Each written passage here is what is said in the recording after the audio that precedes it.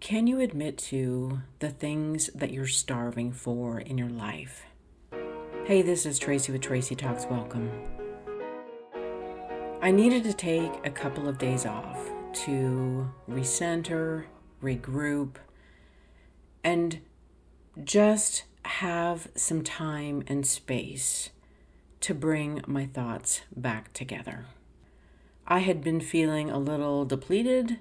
I was feeling like I didn't have energy and motivation, and I just needed some time to ground back into who am I, what do I need, and what am I doing here? I had a session with my coach, and I was talking about this feeling of depletion and not having energy or a focus of where I was going. And she reminded me, as she does so often, that I'm living in a place that is starving me. And even though I know this, and we've had this discussion before, I have to remind myself of it. And I want to talk about what this starvation looks like for me. And I'm not talking about food. I'm talking about this nourishment of my soul and my ideas and my beliefs and my identity. And I have a Gemini moon, and there's multifacets of me, and there's multiple ways in which I need to express myself and show up in the world. That there's a lot of different aspects that I'm feeding at the same time. And I just so happen to be living in an area where some of those aspects of me don't easily get fed. This isn't always an easy topic to talk about. And when I look back at my relationship and my marriage, this was so much of the differences that we had. There are aspects of me and there were aspects of him that we weren't nourishing in each other. We weren't feeding each other what we needed. And I don't expect one person to feed all of my different aspects. That is asking way too much, and it's an unrealistic expectation. But when I look back to my marriage and I look at so many of our arguments and discussions, that it took a lot for me to be honest about what wasn't being fed and what wasn't being nourished. And it seemed like he was less willing to explore that. And back then, I didn't always have the vocabulary. I didn't have the words. I just knew that something wasn't being nourished inside of me, that I was hungry for something, and I was trying to figure out what that was. I was trying on different things, and if I do this one thing, is it going to feed this hunger in me? If I do this, is it going to feed this hunger in me? And if I do this, is it going to feed hunger in me? And am I going to feel satisfied and nourished? And I was going through this process that I thought was a healthy process.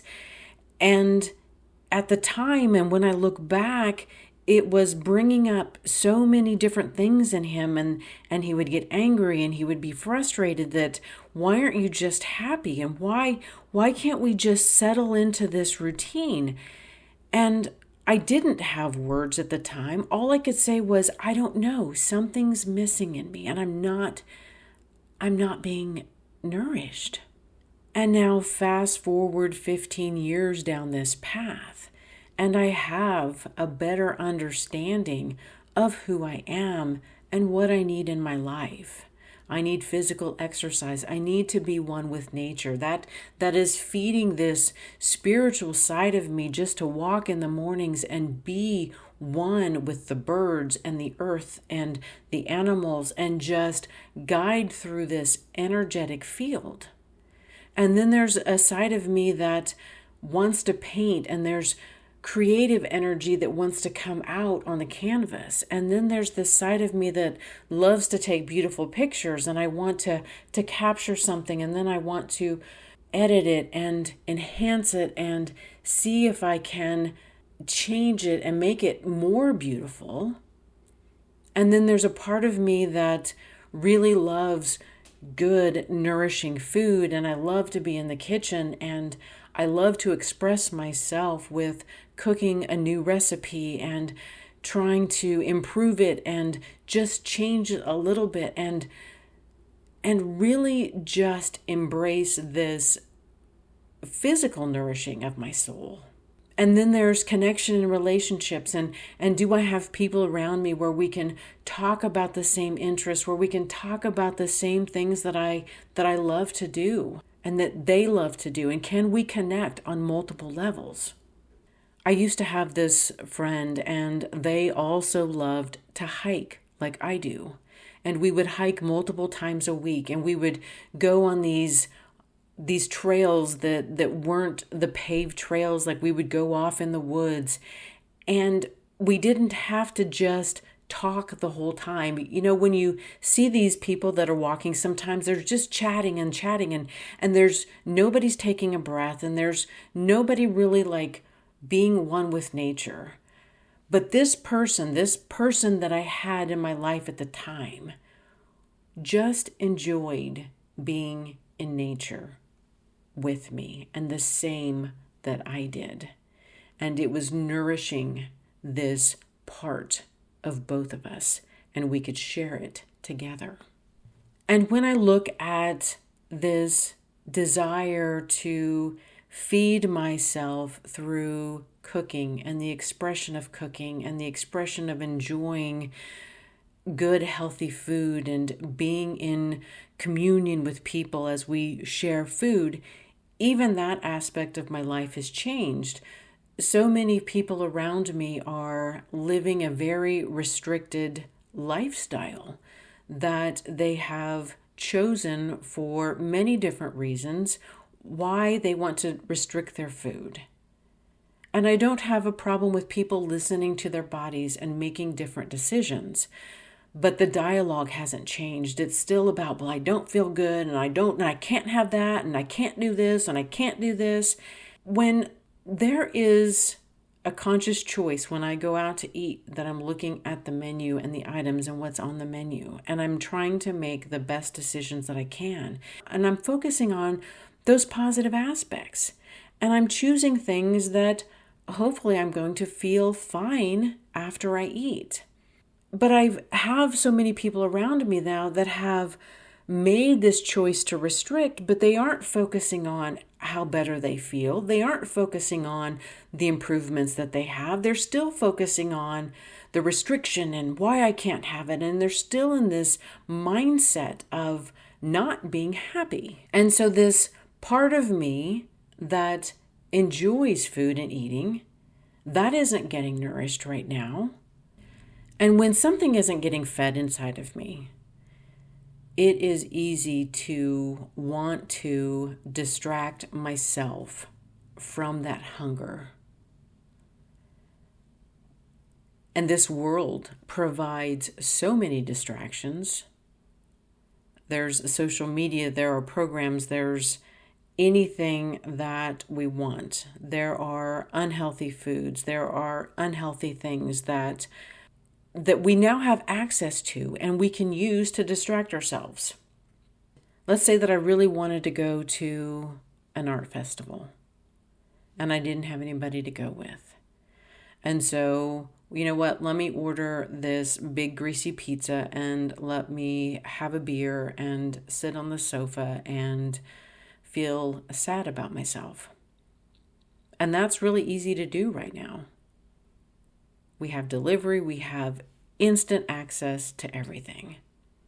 And when I look at myself, I have to consciously pay attention to what am I feeding in this moment? What is really hungry within me? What needs recognized? What needs validated? What needs expressed? and to stop distracting myself from that hunger. Because there are parts of me that are depleted, that are starving, that want an outlet and an expression, and it is up to me to feed those parts of myself. And to realize that one person can't feed all of those, that there's most likely not a perfect partner out there that can satisfy all of these hungers inside of me. And I'm realizing that we're extremely lucky if we cross paths with somebody who meets 2 or 3 of those real needs. Like, we're lucky if we have a partner who has the same need for physical attention, whether it's hugs or holding hands or sitting in close proximity. Like, how lucky are we if we find a person who has the same similar hunger and need that we do, and we're satisfied from them? And how lucky am I if I find a partner who enjoys food as much as I do and wants to go for a walk and wants to be at one with nature and then go to the museum with me and then do all of these other things with me. And when I look back over these last several years, this has been this discovery part of my life where I have felt that hunger. I have tried to feed it and explore, what am I really hungry for? What nourishes me? What satisfies that feeling in me? And it's not always an easy discussion to have when we have an intimate partner and we know that somebody's not feeding those parts of us. And how can we have that honest, open discussion and saying, I really need this? And I don't know if this is going to feed that, but are you willing to explore this with me? Is there something in your life? Is there somewhere that you need to be fed that you haven't explored? And can we open this discussion up without it being an attack and without it being hurtful? There's been so many times in my relationships where I didn't have the tools, and I'm still collecting tools, and I'm still trying to develop my voice and how do I express myself in an authentic, real way without being accusatory or without projecting onto somebody else. But it takes a lot of courage to seek out inside of ourselves, what does it mean to be nourished and to be whole? And what does that feel like? And just because this one thing used to nourish me, it no longer does. And do I have the courage to explore something else and admit that I need something else? And what does that look like?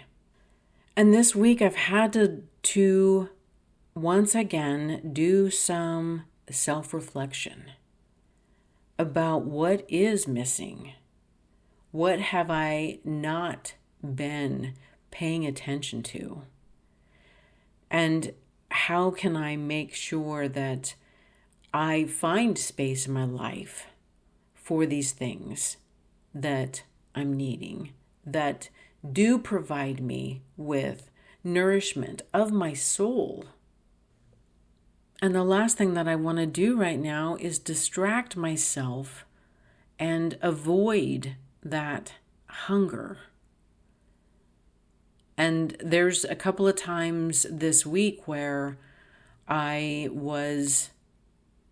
energy was feeling uneasy and I chose food over really feeling into what was missing.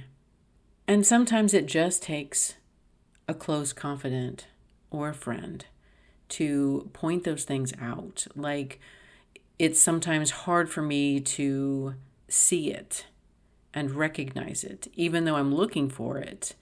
It took someone reminding me that there are certain things that aren't being fed in me where I'm living geographically right now. And what do I need to do about that? And how do I need to resolve that? This was a week for a much needed reflection. Thank you for listening to this episode of Tracy Talks. Remember to rate, review, and subscribe, and share with others who would enjoy listening to this podcast. Friends can find Tracy Talks available on iTunes, Spotify, Substack, and YouTube. Hit me up on Instagram and Facebook at More Tracy Talks. And until next time, we meet again.